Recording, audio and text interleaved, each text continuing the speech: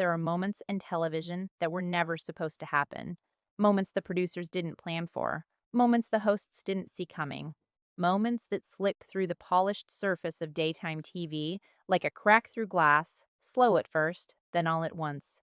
This is one of those moments. What you are about to witness is not a stunt, not a storyline cooked up in a writer's room.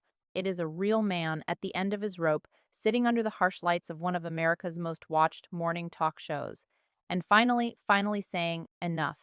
This is the day Vin Diesel walked onto The View and didn't walk off the same man. The studio lights burned brighter than usual that morning, harsher somehow, like they sensed something brewing beneath the surface. The audience murmured with a particular kind of excitement that only comes from knowing today's guest is someone different, someone big, someone whose presence doesn't just fill a room, it changes the air inside it. Vin Diesel, actor, producer, action cinema legend, a man who has spent decades cultivating an image of unbreakable strength, the guy who drives through explosions, who carries franchises on his back, who always looks like nothing can touch him. But backstage, something was wrong.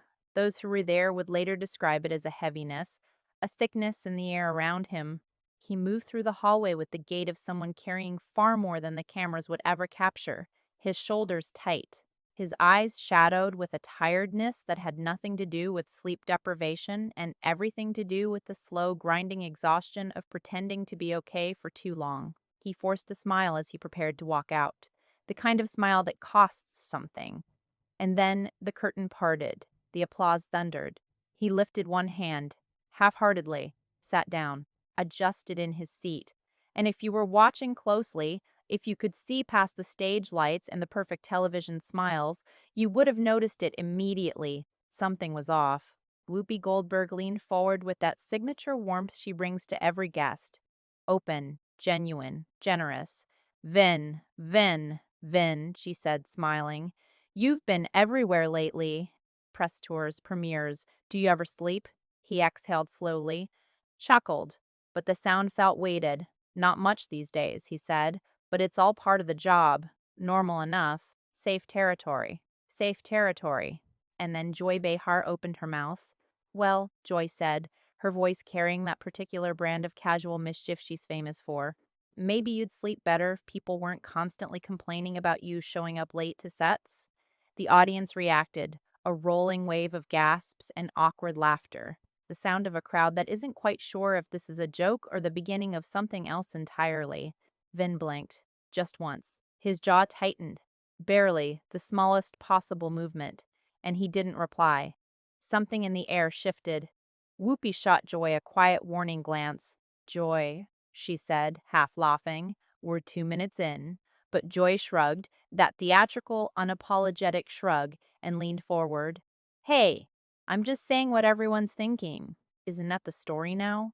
Vin Diesel, action star, producer, family man, professional latecomer. She grinned, waiting. That's not exactly accurate, he said, softly, but with an edge beneath it like the edge of a blade wrapped in velvet. I show up when I need to show up. I show up for my team. Joy raised an eyebrow. Your team? Or do they show up waiting for you? Nervous laughter rippled through the audience. The kind that happens when a crowd senses danger but hasn't decided whether to laugh or go quiet. Sonny Hostin cut in quickly, trying to redirect. Let's talk about your new film, but Joy swept her hand through the air. Oh, please, Sonny, we'll get to the movie. Vin can handle a little teasing. Right, Vin? Vin didn't answer. Instead, he gave that tight, closed-mouthed smile, the one celebrities wear right before they explode or walk out. Joy, he finally said, his voice quiet, deliberate. You don't know what my days look like. You don't know what I'm dealing with behind the scenes. Joy leaned forward, elbows on the table, undeterred. So tell us, because from the outside it looks like you're just. She paused, pretending to search for the word. What's the word? A handful. The audience gasped. Even Whoopi's smile evaporated. Joy, Whoopi said, her voice sharp now. Seriously, cool down, let the man breathe. But the damage was already done. The tension had crawled out of the shadows and planted itself in the center of the table. You could feel it, thick and unignorable, like smoke before a fire. When the show came back from commercial, the air in the studio felt electrically charged. Like those seconds before a summer storm when the sky holds its breath, technicians whispered urgently behind the cameras. The hosts had rearranged themselves in their chairs, trying to project calm, but every movement carried the thin vibration of something not yet resolved. Vin sat with his hands clasped, elbows on his knees, staring at the floor as though trying to anchor himself to it. Joy, visibly rattled but refusing to show it, leaned forward as the applause died down. "All right," she said with a strange, careful smile. "Let's clear the air, Vin. I didn't mean to upset you." Vin lifted his eyes slowly, and the weight behind them made the room feel smaller. "I'm not upset," he said quietly. "I'm disappointed." A soft exhale rippled through the audience. People shifted in their seats. Joy tried again. "Look, you know my style. I tease. I poke. It's part of the show. People expect us to ask the tough questions." Vin's expression remained steady. "There's a difference between tough questions and disrespect." "I wasn't disrespecting you were," Vin said, not unkindly, but firmly. "And you still are. Instead of just apologizing, you're trying to justify it." Sunny gently touched Joy's arm, sensing the conversation spiraling. "Maybe we should take a step back." But Vin wasn't finished. "You know," he said, his voice shifting, quieter now, heavier. "I didn't come here to be Vin Diesel, the movie star. I came here as a human being who's had a long, exhausting year, and I thought this would be a safe space to talk about that." Whoopi leaned in, soft but grounding. "It is a safe space, Vin. We want it to be." Vin nodded slowly, appreciating her energy. "But it didn't feel safe," he said. "Not when I walked out here and got hit with accusations before I could even sit down." He continued, voice gaining strength. "I spend so much of my life trying to be strong for everyone around me, my family, my cast, my crew, and when you're carrying that much weight, when people are counting on you, sometimes you break." His voice tightened. "Sometimes you show up tired. Sometimes you show up late because you're managing 10 things behind the scenes that nobody ever knows about." He shook his head. "But people don't want the truth. They want the narrative. Vin Diesel is difficult. Vin Diesel is late. Vin Diesel is hard to work with." He exhaled. "And it's exhausting." Joy's expression softened, just slightly. "Well, why don't you tell us what's really been going on? If we got it wrong, correct the record." Vin hesitated, not because he didn't want to, but because part of him didn't trust her enough to go there. Not yet. Sunny recognized the hesitation.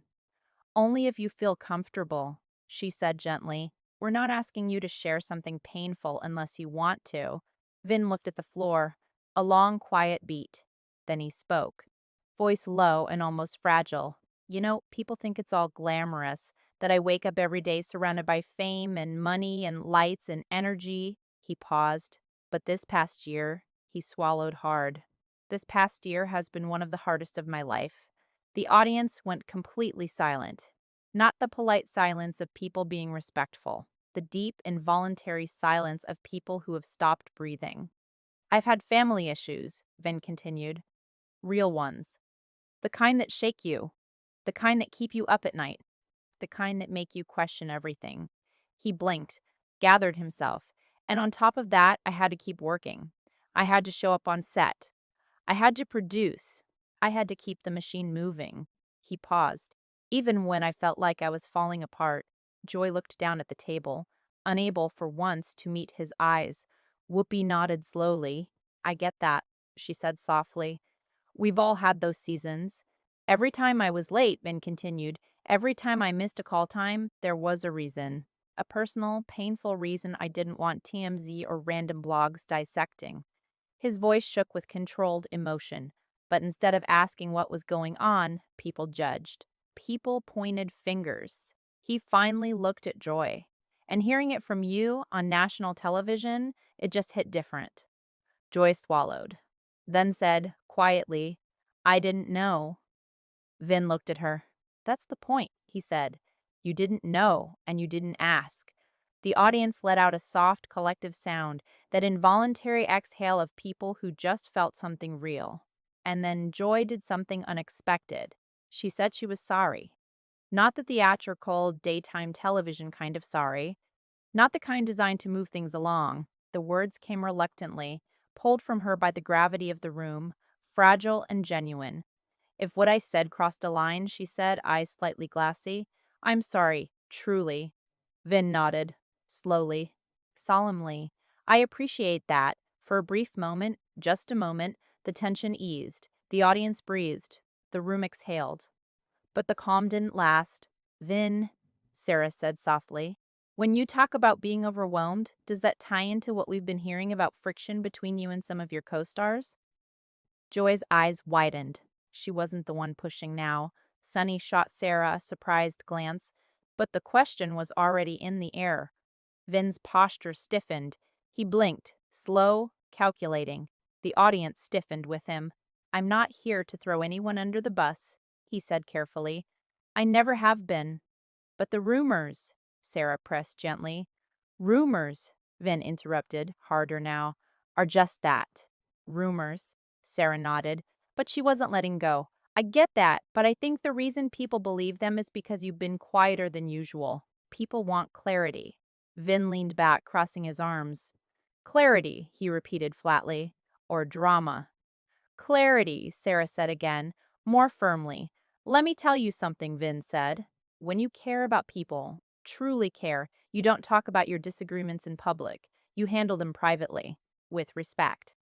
But when those disagreements spill into headlines, Vin looked at Joy sharply. Those headlines don't come from me. Vin, Whoopi said, calm but firm, we're not trying to corner you. We just want to understand your side.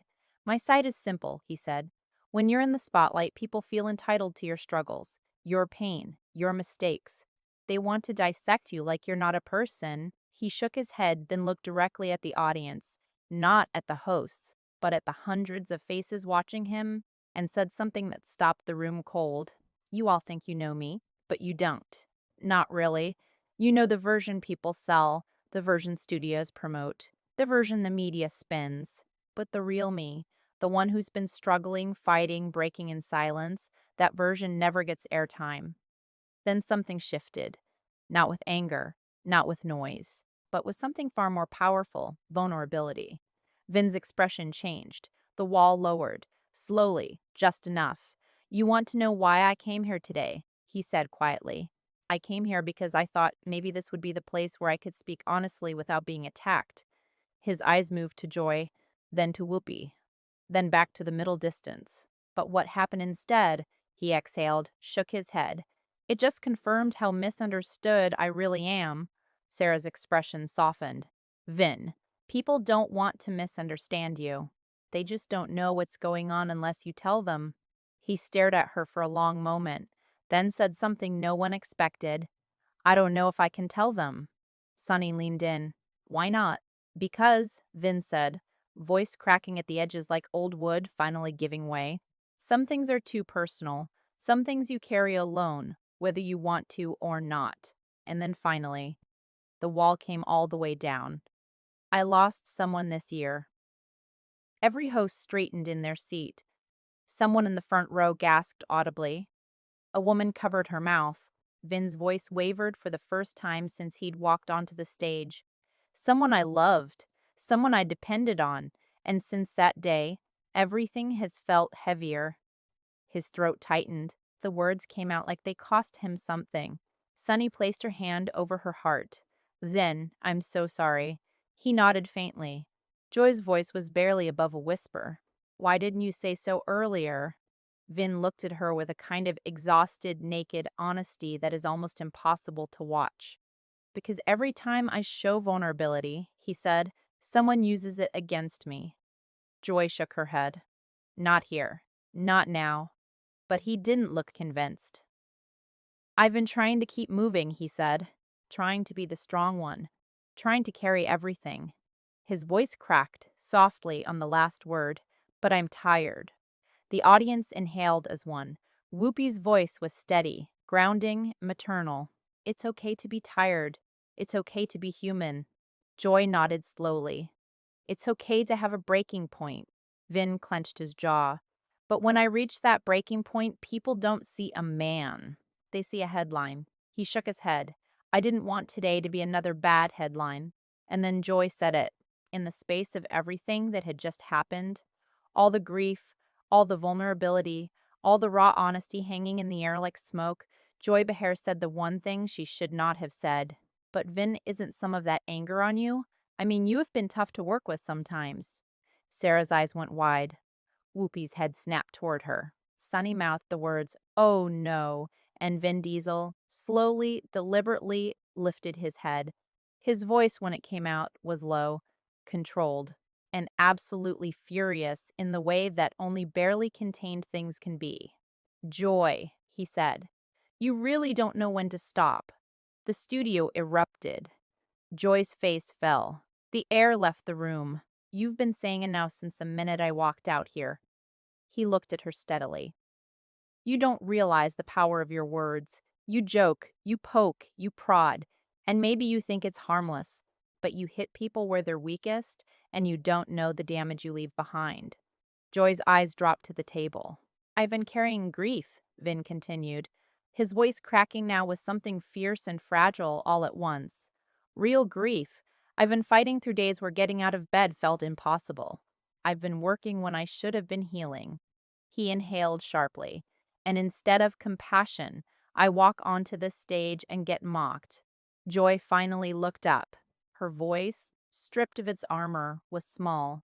"I wasn't trying to hurt you, Vin. I thought, I don't know, I thought you were used to this. You're Vin Diesel. You're strong, tough." Vin let out a breath that sounded like something breaking and releasing at the same time. "That's the thing, Joy. People think I'm invincible. They think nothing affects me. But I'm human. I bleed. I break. I hurt. And lately, I've been hurting more than people know." The studio was so quiet you could hear the hum of the overhead lights. "You don't have to tiptoe around me," he said.